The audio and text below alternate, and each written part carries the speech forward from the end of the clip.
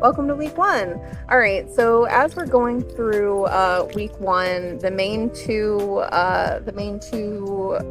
topics of discussion for that week are going to be the eclipse season and the tarot cards. I'll go through eclipse season. What eclipse season is that we have two periods of eclipses within a normal year. We've got one towards the spring equinox, which is also, interestingly enough, the beginning of the new year astrologically. That's why we see Aries as the first sign in most things, because the spring equinox is the official beginning of the astrological year. And that probably goes back to agricultural roots. But, the first one goes from about late March to early April. The second one is in October. So the reason why we kind of talk about it in advance is because once you become awakened to like energetic energy, and you're actually awakening to synchronicities in your life and starting more sensitive to the world around you. Yep. You're going to realize that there are periods in time that coincide with astrological events that kind of make not just yourself, but also the people around you kind of, experience some change, right? Just a little bit change. So, and this connects with the topic of the tarot, which we'll get into in a minute. But basically, throughout these different seasons, you usually experience a lot of change. To give you kind of an example of what I experienced last year at this time, I quit my job in corporate America and started developing this. So it's like, was it an easy change? No. Was it well worth it? Yes. And I think that's what's key to working with this eclipse season, is understanding, what it means, what areas it may affect in your life, and also, how to ride that wave. Because if you fight it, it's probably going to be not great. If you flow with it, it'll still, change. Humans are I think wired. It just depends like how long you have to suffer for. Yeah, exactly. If you just say, okay, I'm going to change this because clearly it's not working, it's going to be a lot easier than you saying, but I don't want to change, or I don't want to do that, or that sounds scary, and we've all last been year there. when I fought it, it took at least 6 months for me to get to the place I needed to be at, and I suffered the entire time. So just skip that whole part. Listen to us. We've been there, done that. Yeah, and listen to the signs, and listen to synchronicities. So that's what this is about in the workbook, is really just learning to trust your intuition, understand the energies that are happening celestially. We are, a lot of people think of just Earth as an ecosystem, right?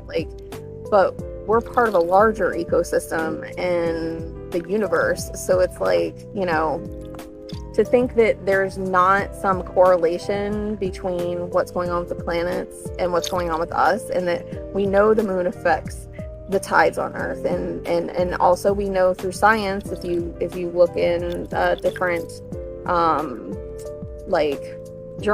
scientific journals, we see that there are ways in which the full moon or the new moon affects people's blood sugar or their blood pressure and things like that. And we know the sun can cause cancer, and we know that the sun helps grow everything. The thing is it spans beyond just the bodies that are closest to us. So it's just a little bit of science. Do some research into it. It's a fun rabbit hole to go down. So, and then on to so because it's eclipse season, we were like, what is the most perfect tarot card to go with eclipse season? And we're like, the tower. Yeah. Because everyone thinks it's such a scary card, but you know what? It's not. It's just a harbinger of change. So within Connecting with Craft, we give you an explanation of it, what are some of the keywords, what is the symbolism in it. And really with the tower card, it's not something to be afraid of. It's just to let you know that there's something that's going to rock your world, maybe tear yourself apart. But what's the card after the tower? The star, because there's going to be hope at the end of it, because there's going to be great things that you're going to build after it all falls down. And we know that a lot of people really are interested in tarot and want to learn more about it.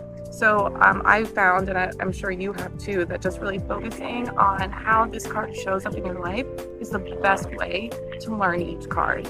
So along with our what is the card, we've also got some reflections on the back so that you can kind of, reflect and decide like what this card means for you.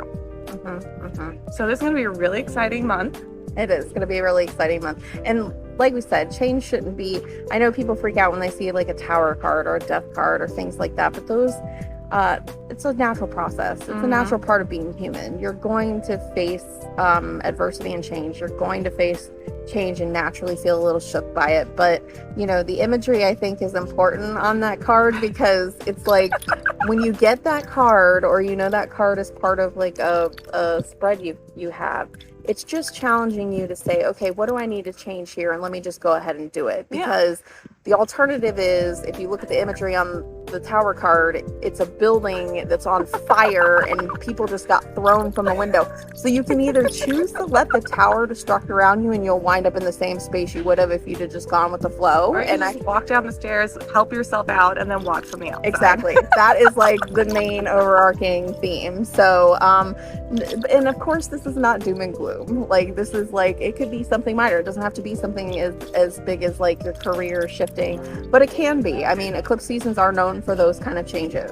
So just be open, be mindful, do the work in the workbook, because that shadow work questions around tower changes or tower cards is going to be really helpful and help give you, some guidance on how you need to approach things. And listen, we got you. We're here to support you throughout the entire month. So we have a bunch of calming, relaxing, oh my God, what's the word? Techniques and different tools and things like that. Crafts for you to do at home by yourself, with your kids, with your friends. So, I mean, it could be a fun month too. Yeah, we intentionally built that. We intentionally built the rest of the content to be very supportive for the physical, spiritual, mental self, because we know you're going to need it. Yeah. We know you're going to need that help. Yep. And we're here to give it to you. Yep. So if you ever have any questions, or you want to share an experience you've had, or experience that you once you go through the eclipse season, you want to share with us what happened. Oh, and please trust us. We love hearing these stories. We do, because we've been through it, and who knows, we're like, yes. Yeah. We hear you. And if the Virgo full moon that just occurred recently kind of shook your world a little bit, that is what they're saying the energy is going to. Oh man, mine was pretty good. Good for you. Mine was not. All right, well, we'll see you in week 2. We're really excited to get into the new moon and all the cool things that you can do at that time. Awesome. Thanks. Bye.